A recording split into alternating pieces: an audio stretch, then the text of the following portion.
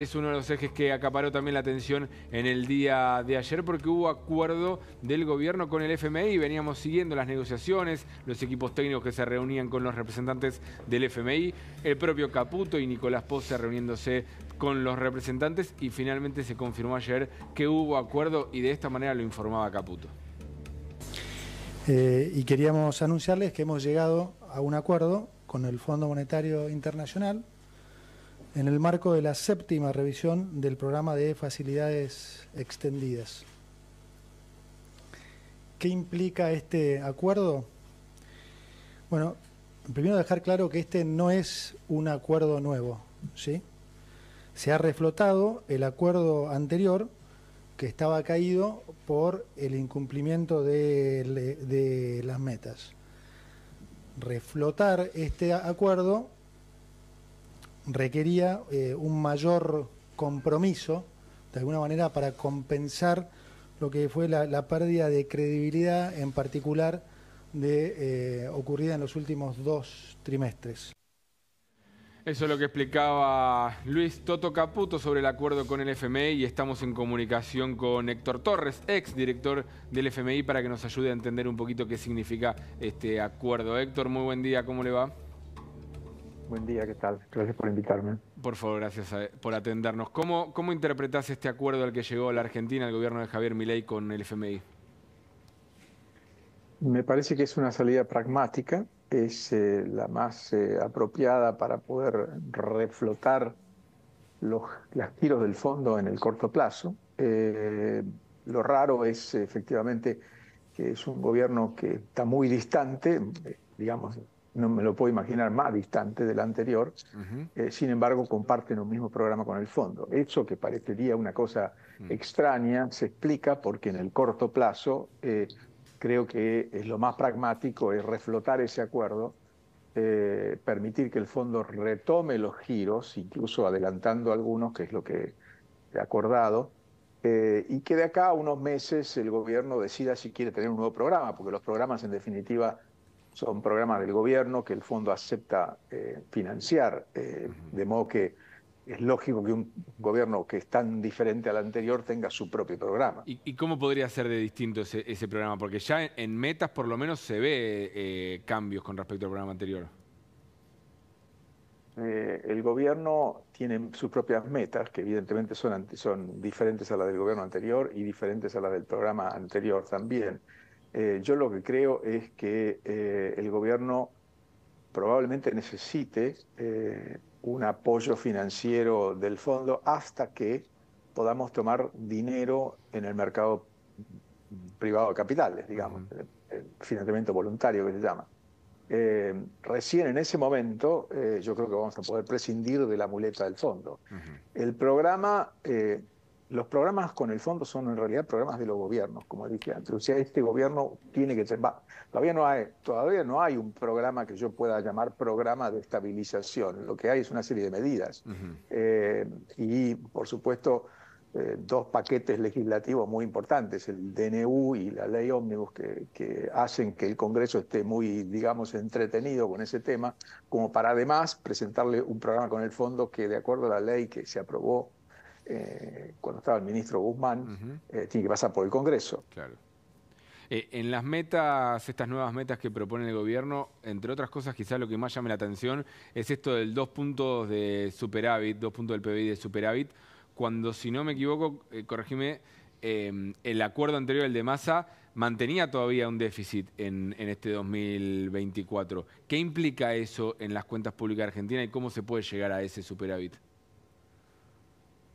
Bueno, se va a llegar a través de una reducción de gastos y un aumento impositivo. Son las 2 cosas que el gobierno está previendo.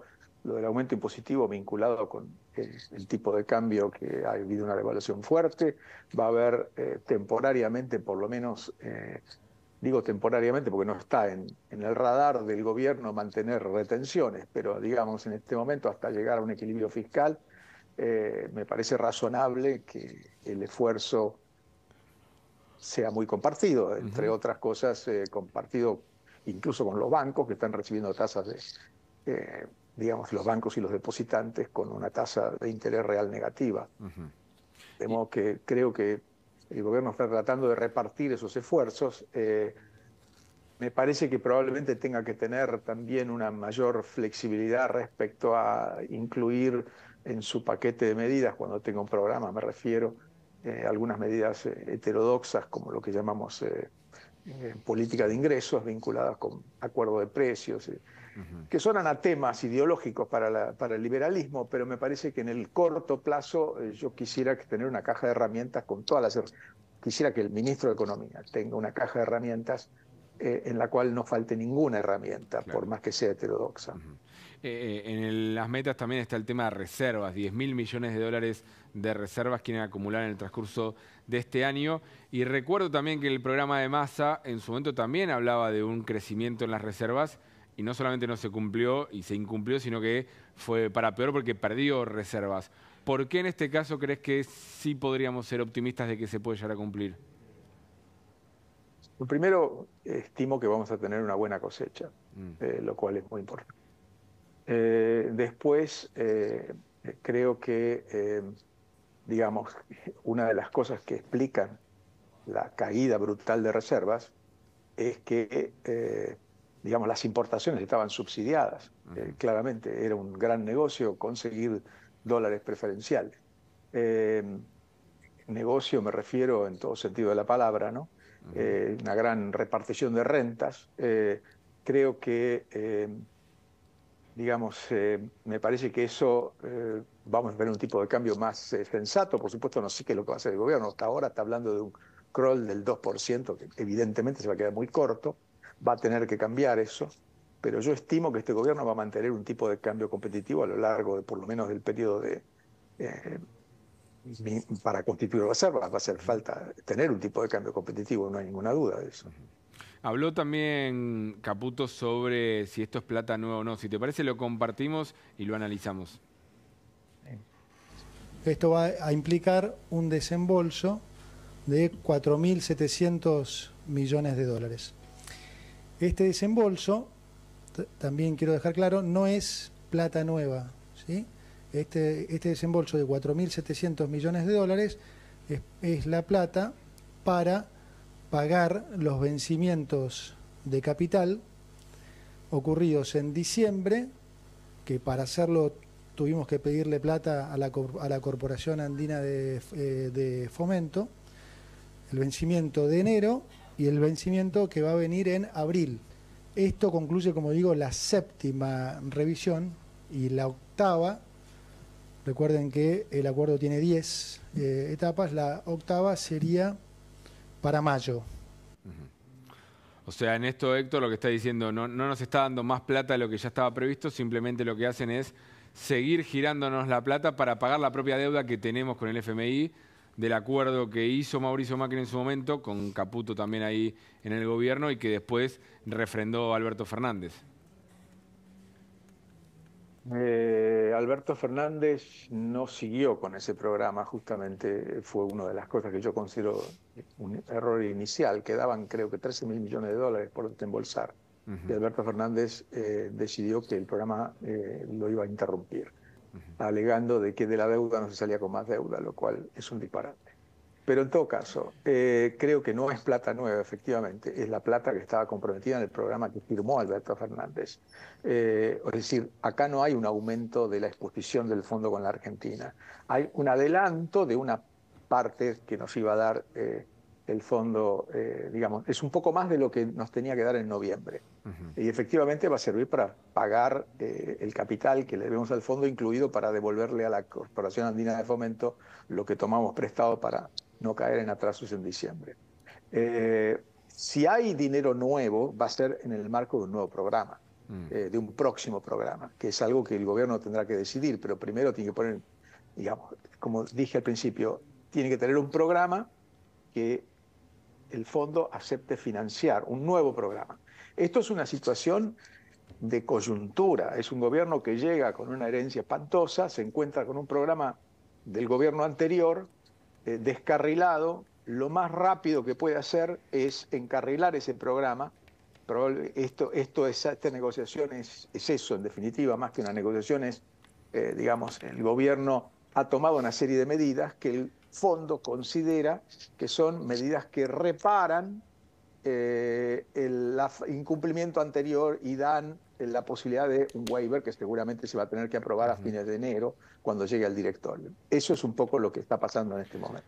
Me interesa meternos en el capítulo de Alberto Fernández y esta discusión sobre cuál es el acuerdo que se está renegociando ahora, porque hay un tuit, hay un mensaje de Alberto Fernández que compartió en las últimas horas criticando el anuncio del gobierno. En realidad era un tuit de Cerruti que reposteó Alberto Fernández, porque dice: la deuda que se está renegociando con el FMI fue tomada por Mauricio Macri y el actual ministro de Economía, Luis Caputo. Es una deuda denunciada ante la justicia por el gobierno anterior y la auditoría de la AGN. Mentir en un comunicado oficial es demasiado, dice Gabriela Cerruti, y retuitea a Alberto Fernández, porque en el comunicado oficial, ahí que tapa el graph, lo que decían era la deuda que contrajo Alberto Fernández.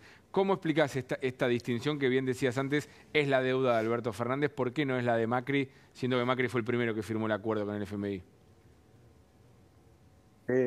Espera, Macri firmó un acuerdo con el FMI y efectivamente contrajo la deuda que estamos pagando con este programa, me refiero. Lo que dije es que cuando subió Alberto Fernández, del programa que firmó Macri, quedaban 13.000 millones de dólares por desembolsar. Es decir, el programa podía continuar. Y esos 13.000 millones de dólares, a mi juicio, hubieran venido muy bien y el fondo estaba totalmente dispuesto a acordar con el gobierno nuevas condiciones. El presidente Fernández, a mi juicio, erradamente, dijo algo que es, digamos, hace lindos titulares de prensa, pero es un disparate, que es: de la deuda no se sale con más deuda.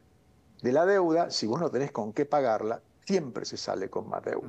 Incluso el default es una forma de financiamiento no voluntario. Claro. De modo que ahí nos perdimos la posibilidad de 13.000 millones de dólares, seguimos pagando, mostrando buena fe, esa era la estrategia de Guzmán en su momento, pagándole a los acreedores sin caer en atrasos, nos quedamos sin reservas y salimos a negociar una reestructuración de la deuda y un nuevo programa con el fondo sin reservas.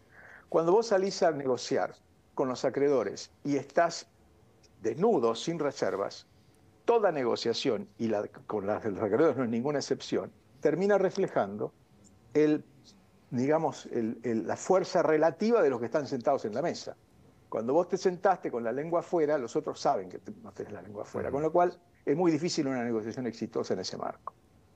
Podría haber negociado distinto, decís, aceptando el plan original, tomando esos 13.000 millones de dólares y desde otra postura de fortaleza negociar. Sí, yo soy consciente de todo eso y no es que lo digo porque se me ocurre, sino que casualmente en el 2019 yo fui al fondo 2 oportunidades por temas que no tenían nada que ver con la Argentina. Yo estaba trabajando con el Banco Mundial y con otro con la Oficina de Evaluación Independiente del fondo. En las 2 oportunidades pasé por el fondo. En una de ellas me senté hasta con David Lipton, que me lo encontré en el café, y estaban, después de las PASO, súper interesados en reunirse inmediatamente en donde Alberto Fernández quisiera, con el equipo económico que él nombrara. Querían ver cómo seguía el programa. Se daban cuenta de que el gobierno iba a cambiar, de que hacía falta cambiar el programa, y el directorio puede cambiar un programa vigente, no puede cambiar un programa pasado, y ese era vigente. Y entonces yo transmití eso, y sé que le llegó al propio Alberto Fernández esto, y después no pasó nada. El presidente decidió que no quería más ese programa, más allá de que el programa era plástico, se podía cambiar, no quería más, y renunciamos a esos 13.000 millones de dólares que estaban ahí, que nos hubieran venido muy bien, yo creo. Y a mi juicio fue un error, y ese concepto de que la deuda no se sale con más deuda es un disparate, simplemente. Me interesa también por tu experiencia en el FMI saber qué opinas de cómo nos ve el FMI. Digo, tiene que negociar con Macri, después tiene que negociar con Alberto Fernández, con Cristina en su momento, ahora se sienta con un Milei. ¿Y cómo ve el FMI todos estos cambios en la Argentina? Una buena pregunta. Hay cierta fatiga con el caso argentino.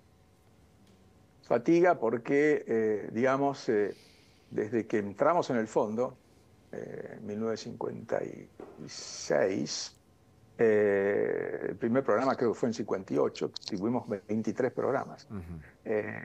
Creo que junto con Pakistán somos el país que más programas ha tenido. Mirá. Y sin embargo, durante todos estos años hemos vivido una decadencia, con subas y bajas. Yo aprecio mucho, digamos, creo que tuvimos una gran oportunidad con el gobierno de Frondizi, también con el gobierno de Alfonsín, que tuvo muy mala suerte, pero bueno, eso es otro tema.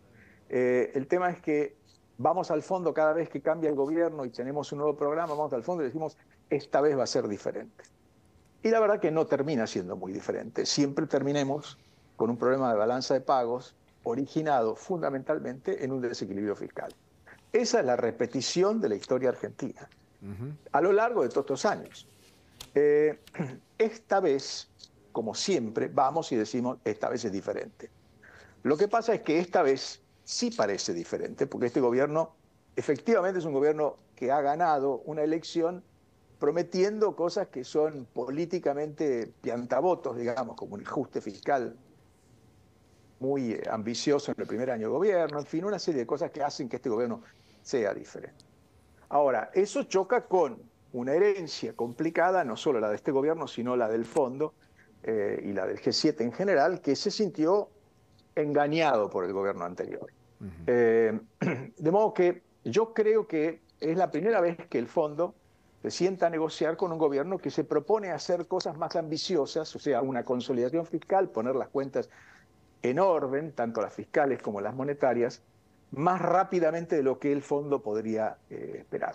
Creo que eso es lo que se está adaptando. El fondo seguramente comparte las mismas inquietudes que tenemos todos respecto a la gobernabilidad, respecto a la elección de haber puesto tantas cosas en una ley ómnibus, en un decreto de necesidad de urgencia, respecto a la capacidad del gobierno de inspirar y de hacer que la sociedad acepte, digamos, de una forma pacífica estos cambios. Todas estas cosas evidentemente existen.